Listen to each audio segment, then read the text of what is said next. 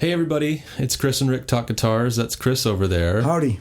And I'm Rick. Today we're going to talk about mods and Partscasters because we got this idea from a listener, Russ Summers. Yes, I believe that's his name. Yeah, thanks Russ. We really appreciate your ideas and comments, and we decided to take the challenge and do an episode on that because as you know probably from listening, Chris and I have opinions about all this stuff. And Chris, why don't you start us off about mod, because you're a telly guy anyway. Right. Well, I'll just say before we start that in past episodes, I think we talked about modifications and whatnot a little bit, but we're going to try our damnedest not to be doddering old fools and repeat ourselves. Good luck. But good luck is what I say. So I'm starting it off. Yeah, you don't have to, but I thought since you're a telly guy. Why don't you start it off? Okay. I'm a kind of a telly guy, late to the game. I love tellies. I had a telly copy, and I've got Fender Telly Custom. Can I stop you just for one second? Yeah, sure. Is this about the Partscasters element? Yes. Of it? Yep. Okay. Yeah. So, and Chris and I belong to forums online and stuff like this, and we shoot each other messages when we see, funny things or things we think are worth mentioning to each other. And one of the things he and I kind of agree on is that some of these mods go so far that it's like, well, it's no longer a telly anymore, or I don't know. I mean, I guess it could be, but which is fine if you want to do that. But I'm kind of a stock guy. I like stock guitars, and so mods. And I've modded stuff in the past, but I think it should just be done judiciously because a lot of these guitars are great as they are. But that said, there are parts guitars that people make that are kind of cool, actually. I must say, like, people get parts here and there, and then they'll build some guitar, and it's a functional guitar, and it's made up of these random parts, and it's kind of cool. I think that kind of thing is kind of cool. I think I'd rather see that than somebody take like a Fender Telly, you know what I mean, and then like route it out or something or change it dramatically.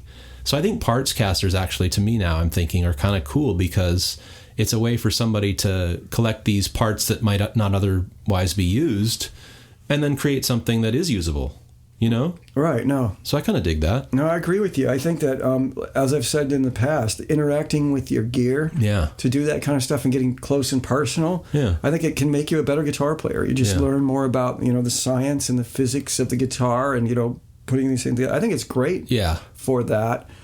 My problem with Partscasters, and it's not even a problem because, like you said, I don't care. Do whatever you want with it. I mean, just seriously, don't show me. If it's really something I don't really care for, I don't want to see it, but I'll just scroll past. Sure.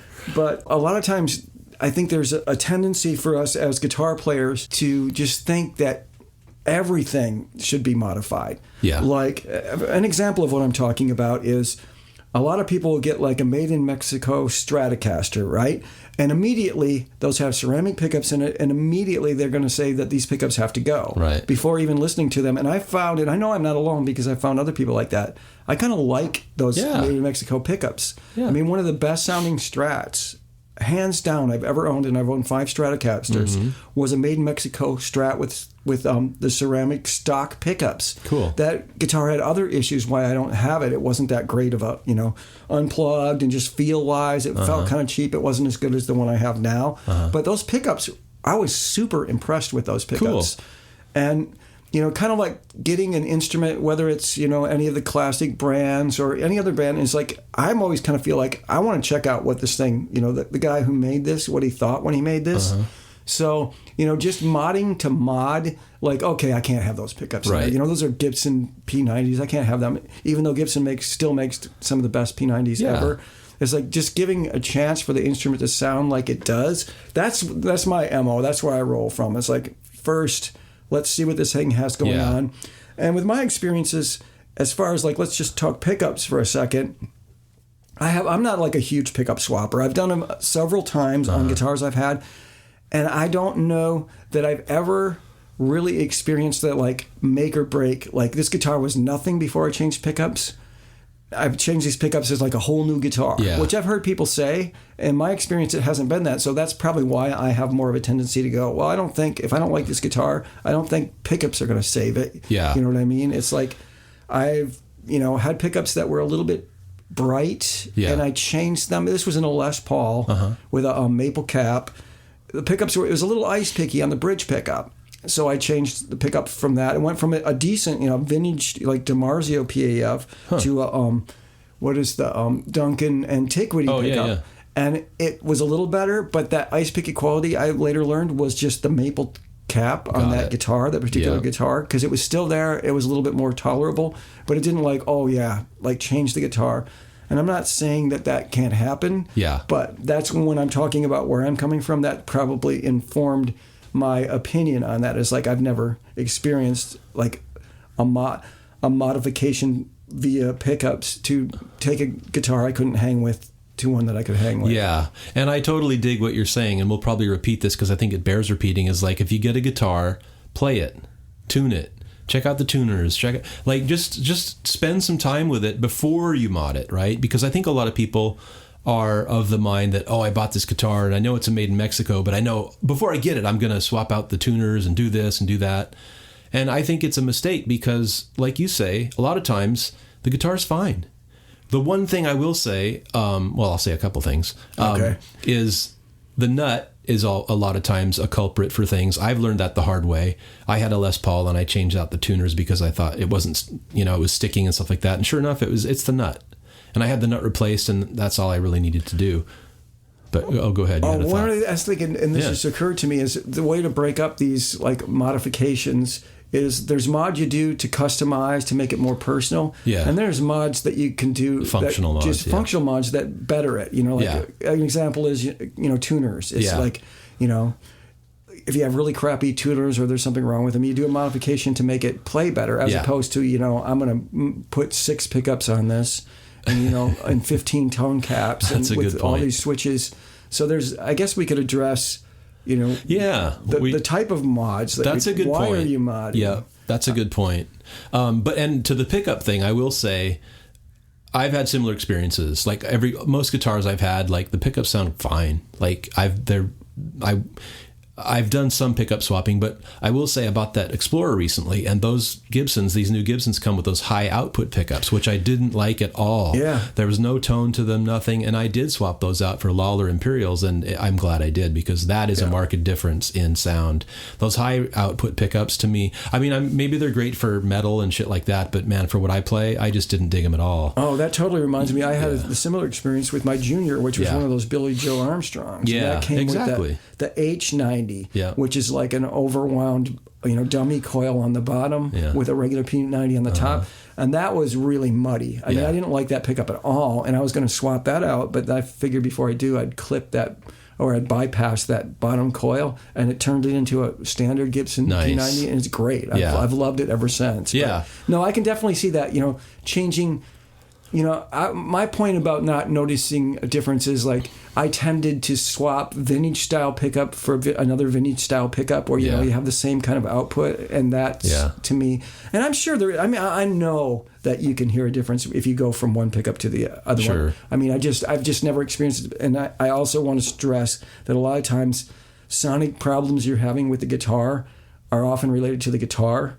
That people tend to overlook, and like some modification is going to save this, but a lot of times it's there from the get-go. Yeah. So, and so we're just talking about mods now. I guess we're kind of jumping back and forth between mods and Partscasters.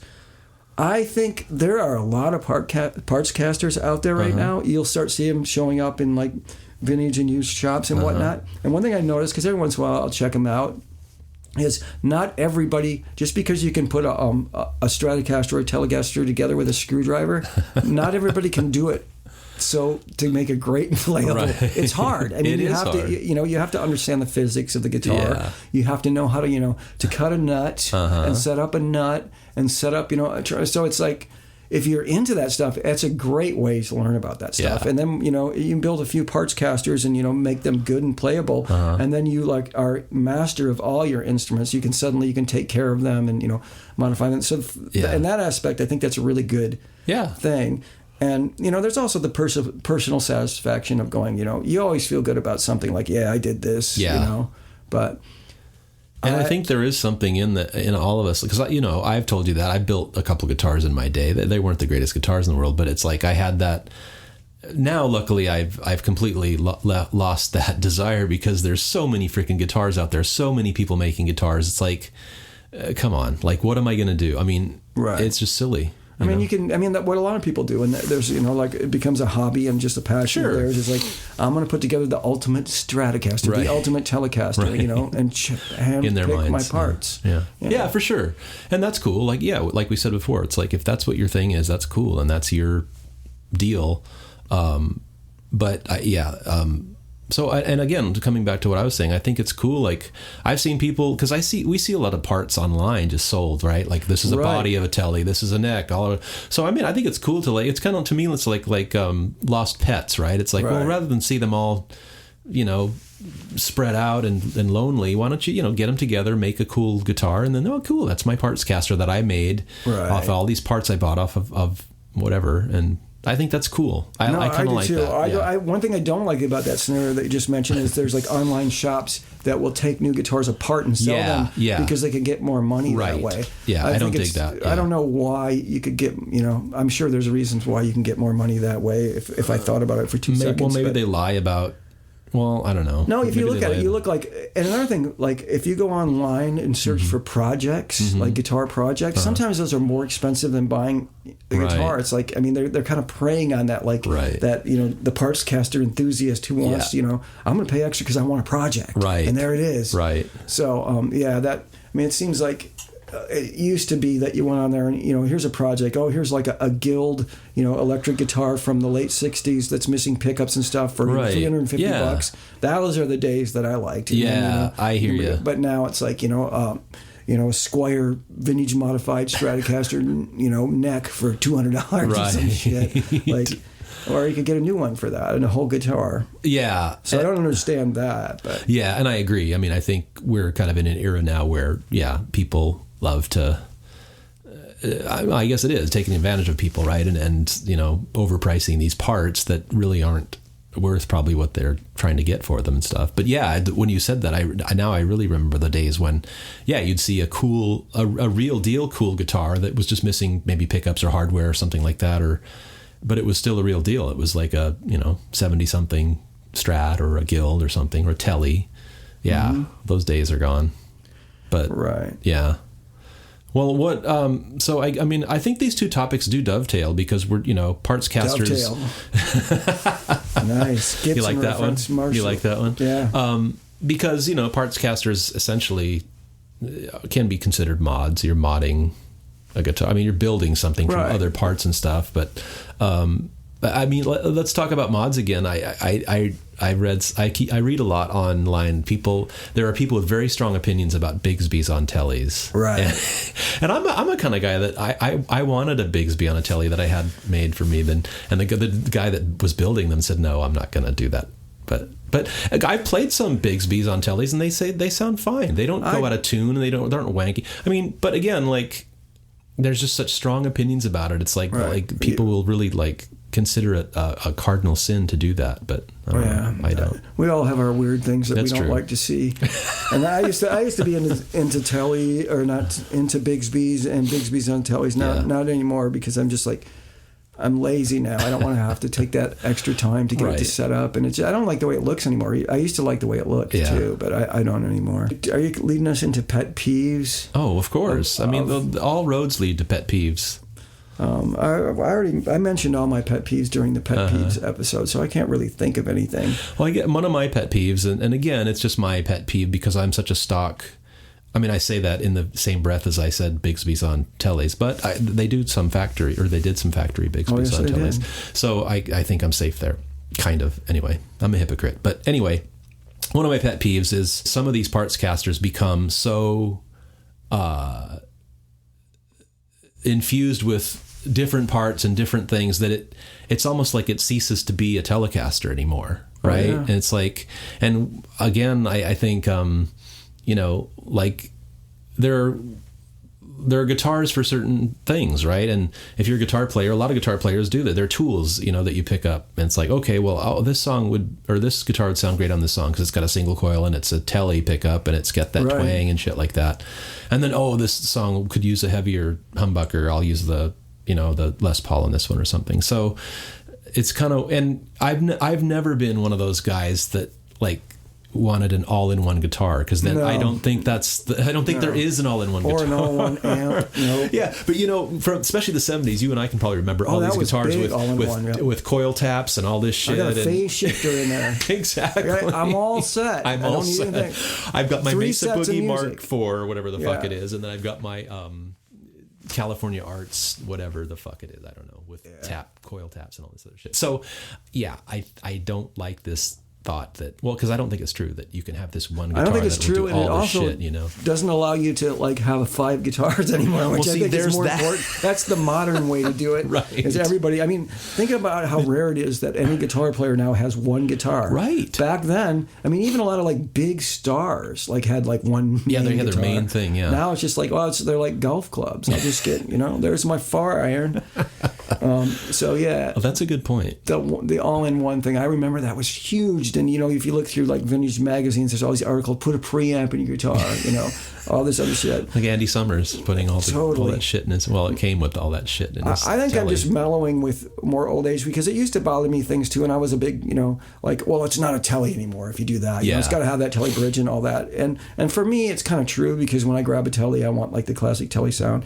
But I totally get that the Telecaster body design is great and very comfortable and very inspiring to play. So if somebody loves the body style, but they want, maybe I want humbucker on it or something, that's great. I mean, you're not going to get that like James Burton, like Telly Spank or Squawk, but you might not want that. Yeah. You might want just a comfortable playing rock guitar. And I'm totally cool with that. That's cool. So you're losing your edge, man. I'm losing my edge, and I just don't care. I don't have enough time to care anymore about stuff. And, and the world doesn't need my opinion on every single thing anymore. Not everything, but some things. Most things. Yeah. You can't. Yeah. But that's a great point too. I don't want to deprive us of being able to have multiple guitars. I mean, that's the fun of owning guitars. Like, if I had this one Carvin that had coil taps and all this shit. 2 necks. Oh my God. I'm also, I don't even need a drummer anymore. Right. I've got everything I need. Everything I need in one guitar. Well, you got anything more to say about I'm sure Partscasters or mods? I have to apologize because I'm a little bit frazzled today. I can't focus. Yeah. I don't think I had enough coffee. I'm just I keep losing my train of thought. We need to get you an Americano. I know. I need a triple. Yeah. A little bit of cream and I'd be good, but I keep losing my train of thought. Well, worse than normal. What are some good mod stories? We kind of covered that before, some mods, because it was like good. What we haven't done. I would like, if people are listening out there, send us mod stories, because that's what we want, and we'll talk about those stories. But there are some that mods gone wrong, and Chris and I, throughout our guitar playing history, have run across some and been the perpetrators of some. I've talked about the ones I think that I've done. I mean, I had a Les Paul copy that I tore apart and tried to make my own guitar, and it was just a piece of shit. I knew nothing. And I was so lazy, I didn't even learn about measurements from the 12th fret to the bridge. And you know what I mean? I just kind of took my guitar and kind of winged it. And that looks good about there. Exactly. Yeah. And so, like you said, that's another thing too. It's like, hopefully it forces you to kind of think about that shit, right? It's like, well, if I'm going to build a guitar, I should know, because it's crucial, right? How the distance between the 12th fret and the bridge and all this other shit, because your intonations depends on it. Right. Well, a lot of stuff. Partscasters. When I think of Partscasters, I mostly think of like Fender style guitars, because they're kind of made to order. Right. Anyway. Yep. But that said, just because you go on I almost said Everb. You go on eBay and buy, a Stratocaster body, and then you go, here's another auction for a Stratocaster neck. Doesn't mean they're going to fit. Right, you know what I mean? Right. And that's where a lot of people go down a dark path, because it's how do you make it fit and not fuck it up. If you can't if the neck pocket is too shallow or too deep or something, the neck's not going to sit right, and it's never going to feel good. No. So the chances of you getting the good ones, a perfect fit between them is, there's not 100% chance that you'll do that, and it's what you do when you run into that situation that will determine whether you end up with a Partscaster or a Shitscaster. Shitscaster, as they're referred to. Like I said, you just look at that and you're like, I know how to take that guitar apart, because you just need a screwdriver. Exactly. You know what I mean? So why can't I just put one together? And there's things to know, about the outcome of what you come what you come up with could vary greatly depending on your skills. Yeah. So it's a good point. It's deceiving, right? Because those guitars they're screwed together, but it's not that simple. Especially when you get into the bridge and like you're saying, the neck pocket and the neck height, the body, and all this other shit. It's like, you don't see someone say, check out this 335 I made.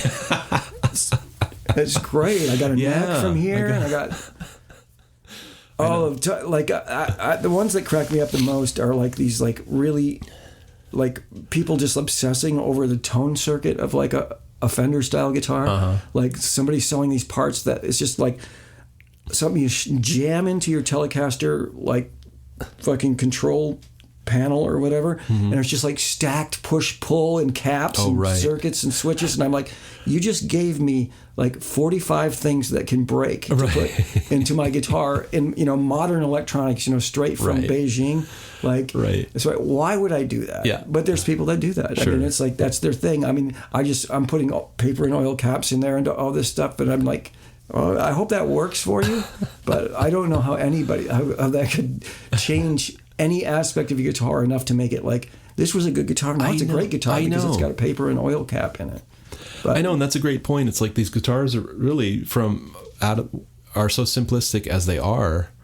They're just functional, good, pretty solid instruments. And then the more you do to like introduce variables to that equation, it's like, okay, you're just increasing the chances of some shit going wrong, essentially.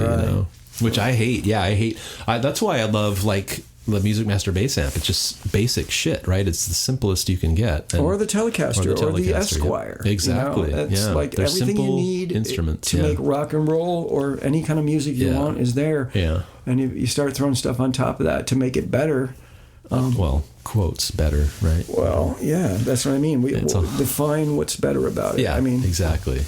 And that is going to come down to each individual and what they define as better. Yeah. So, and I've never felt the need to have for example, people like when they find out play guitar in the past, they've been like, I bet you'd really like to make your own custom guitar or something like that. It's like, no, not at all. I mean, I have no desire for that. I want, if you look at my guitars, I'm trying to collect the classic. I want the classic Les Paul sound, the classic Telecaster sound, the classic Stratocaster sound. So I love that. Everything, I don't have to modify anything. I just have to find them. Yeah. But then again, going back to what we said, there might be I might get a really cool Fender Stratocaster, and it's like at some point somebody put like different like non-vintage style like tuners on it, and I'm like, that's a modification I can do or undo, and it makes me feel better about the instrument because it looks cooler, it feels cooler, and it's more, so there's all different kinds of mods, and my whole take on all of this is do what you want and be happy with it. And I like the fact that you're separating the mods between kind of practical functional things like nuts and tuners and shit like that, and then others that are a little less functional but more just like subjective, right? Like, oh, I want these pickups because, or whatever, or if you're going to they're better, because I read on a forum that they're better, and they're going to transform my guitar from this $175 Squire into a 50s style Stratocaster. Well, of course. Good luck. Right. Good luck. But because I think that's important to do too. And then like you were saying, I think I was cured of building my own guitars or doing parts guitars from doing it just enough to know that it's like, it's, comparing it to the guitars I have, it's like, fuck, what am I doing? Like, but again, some people are really driven that way. It's like, I need to build shit. I need, I like to build shit, but I don't want to build guitars because there's just too many guitars out there that I can go get, and they're great guitars, and I don't need to build one. Right. And another thing to think about too that it just occurred to me is Partscasters. I mean, there is a class of Partscaster which is boutique. I mean, think of like Nash. Yeah. I mean, he's a Partscaster guy. Right. And his guitars are great. Yeah. You know what I mean? So there's different levels of them. Right. And just about anybody who is making, Stratocasters and Telecasters are doing some form of Partscasters. That's because true. I don't know. I'm sure there are some that will build their own necks and all this, but they're buying parts. But they're buying parts, yeah. And they're assembling it with attention to detail. Yep. And the best ones are the people who've had access to a lot of like original old ones, and because that's where their focus will be when they make theirs, and that's what Nash does, and that's like what Eric Daw does. Is that, and people. That's why I'm very amused. There's an aspect of Partscasters that I'm very amused by, is like the people that making like Partscaster relics that have never like had access to a real guitar to see how they really it's like, age. They have like a poly finish that they took like an orbital sander to parts that would never touch with your arm. Right, exactly. And it's like just this unnatural wear and like just dragging it down the street. It's like, my gosh.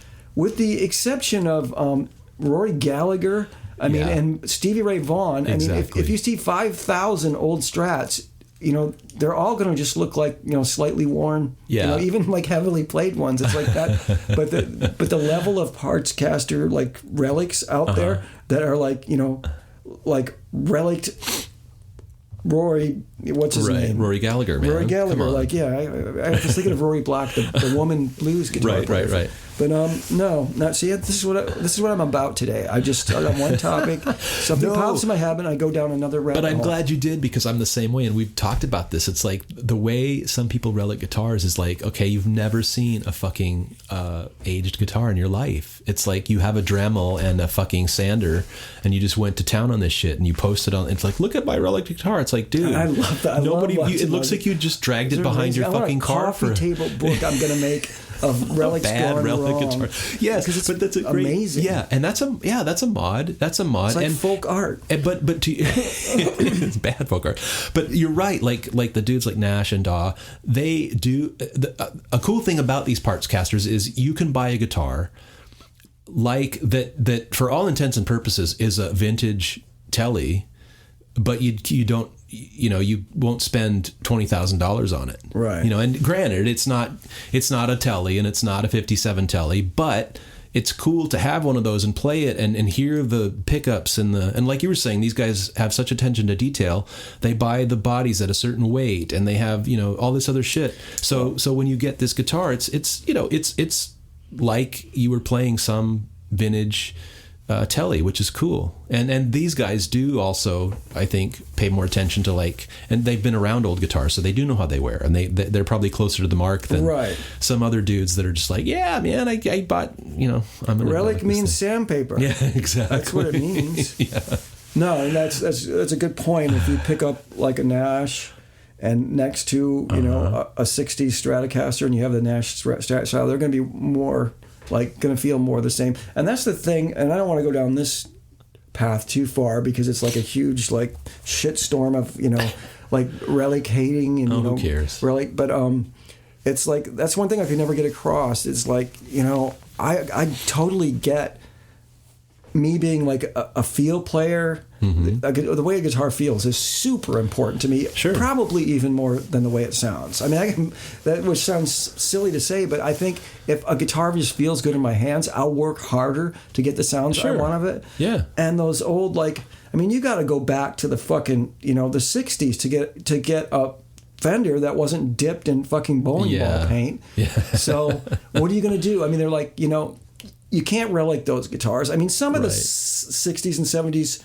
Fenders will start to wear a little bit. You see a little bit of arm wear, but that's about it. Yeah. You know what I mean? Uh-huh. And any true nitroed Fender, other than their reissue program, is you're gonna have to go back a ways. And when you can get somebody who puts even more attention to detail than Fender does. Yeah. With their off the shelf USA stuff.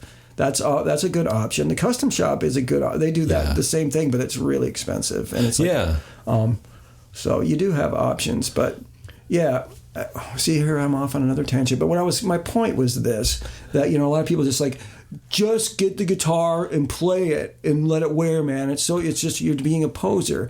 That's not really true. If somebody wants to have you can't buy a Mexican Stratocaster and play it for 40 years and have it look like a 60s because it's not made the same way. Exactly. So you have to, and it's like liberties. A guitar that's been broken in is a great thing. It's like a pair of jeans or something. It feels great. So I totally get that, why someone would want to buy a Nash or a DAW or, custom shop or things like that, because if you can't get the real thing, I mean, a good feeling guitar is worth something. You know what I mean? Yeah, and I agree. I think it's I'm the same way. I mean, I like a guitar. It's so cool to pick up an old guitar that is aged and has been played, and it's all real.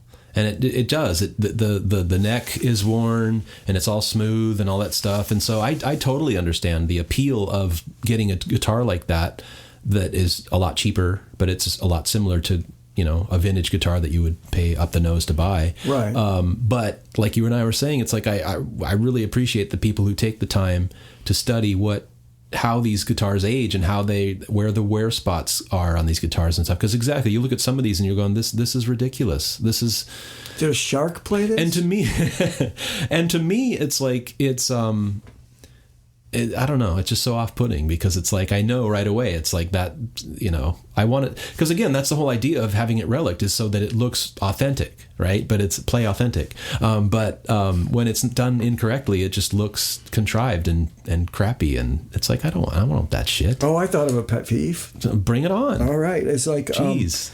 And this is a visual modification for a guitar. It's like people who put things that when I look at, my forearm starts to ache. Is like they'll put like car logos or something, stamp them to the top of them, or like upside down bottle caps and all this shit. I'm like, do you even play that thing? That's gotta fucking hurt. Like, well, do you see bloodstains on the damn thing? Yeah, right? Or they don't play them. It's like this looks cool, right, Right. It's funny that you say that because I saw a Telly online that had a Fender like logo from an amp put yeah. on the top of or where your arm would rest on the guitar. I'm like, that's a bad spot for that, dude. No, I don't know, man. I hope it works out for you, but that would hurt. I hear you. Well, yeah, man. I think we've done a good job of covering some of these mods and some of these Partscasters. I think to just wrap it up, I think I'm okay with Partscasters, and I think they serve a lot of different purposes. And I have my pet peeves about some things about Partscasters, but I definitely don't. I'm not against them at all, and I don't think you are either. I think you brought up some good points about the positive aspects of those. I mean, you can take a guitar that you like other than X, modify X, and then you like it fully. Yeah. That's totally cool. I mean, if you make it better, make it more personal. I don't know. I don't have any problems with that stuff. Yeah. But I like that stuff gone bad. It's like a guilty pleasure of mine. It's fun to watch. Yeah. And mods, I mean, we feel the same way about that. I mean, shit, I've modded stuff in the past. I don't do it as much these days because I love stock instruments, and unless a pickup goes tits up, or like I said, if I buy a guitar and the pickups are high output or something, I'm just going to leave the stock pickups in there and shit. And I'm not a coil tapper and all this other shit. Or I'll change the nut if it's that plastic shit that makes the strings stick. But other than that, man, I like guitars that are stock, and I buy them and play them.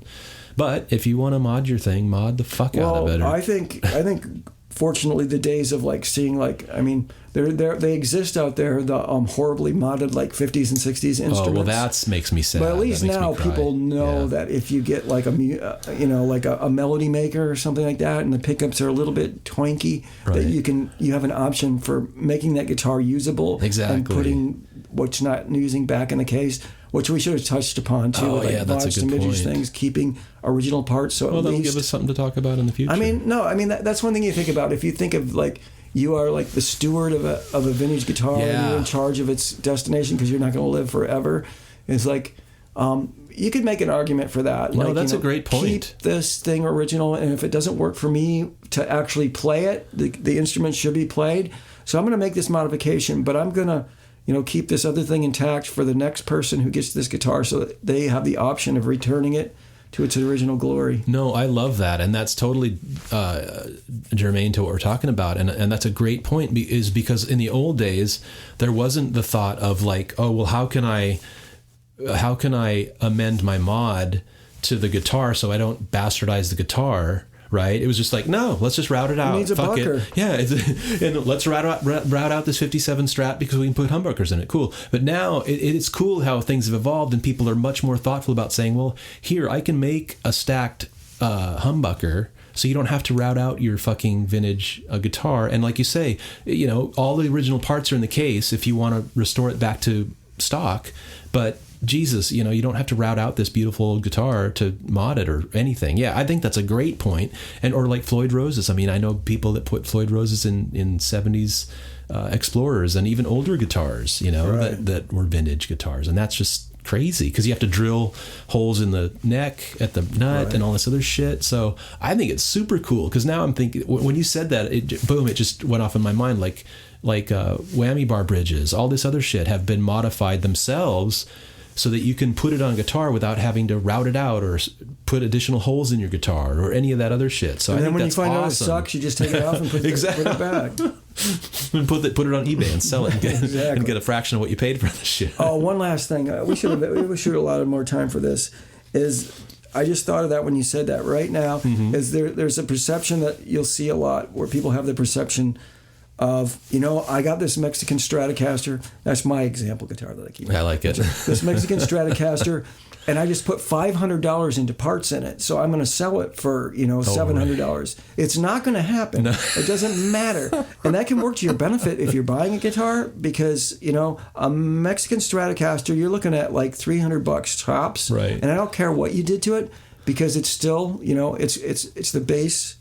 You know, the base price for that, and you're not going to find anybody that's going to pay $700. So when you're thinking about doing modifications, if, you know, return on, you know, your investment is, you know, something you're thinking about, you want to consider it closely because you're not going to get that back. No, that's a great point, and maybe that's the opportune time to part your thing out and just sell the pickup you bought or whatever for what as close as you could get to it without trying to get. So hang on to those original ceramic magnet pickups. Exactly. So you can stick them back in there. No, that's a great point, man, because you were talking about it earlier. And that's another thing, too. It's resale value, too. It's like all that stuff, you know, or like buying these boutique guitars. I mean, some of them may hold up to some degree, but, you know, you're going to pay maybe $2,000, $2,500 for this guitar. And I don't know, you know, maybe you can sell it for that or get close to that if you resell it or something like that. But chances are you're not, you know, it's not the same as a vintage guitar or even a high end Gibson or Fender, right? That you could probably resell for close to what you bought it for, you know, as a used guitar. It's funny because I don't really buy a lot of like expensive like vintage guitars or anything like that, but the whole resale thing, which you hear every time someone's talking about buying a guitar or something, it's never been a factor for me. It's like, why would I buy a fucking guitar that I want to sell? Exactly. I mean, I'm looking to buy one. Because I don't give a shit. I'll worry about that when it comes. And it's like, it's never been. But I could see that might be different if I was buying like, you know, 60s like fucking Gibsons or something like that. It's like, or, you know, just really expensive guitars like Collings flat top or something like that. What am I going to get if it doesn't work out? But even then, it's like, you know, when I'm looking at a guitar to buy, I want the guitar. Exactly. It's like I'm not thinking about what's going to happen when I sell it because why would I sell a guitar before I bought it? I mean, it's like I'm not even. Yeah. Exactly. And I think it's an afterthought anyway, right? For most people anyway, right? It's like, oh, I like that guitar. I want to mod. And then after the fact that they're going, oh, well, shit, I put so much into it. I got to get this back. It's like, well, dude, you know, it is what it is. It's like, this is what the guitar is. But so that's a good point. I never think about that. I just see the guitar I want and I want to buy it. I don't think about how much I could sell fucking it for. 15 things that are worth way more than that. And then I always go, why did I do that? No, I haven't done that.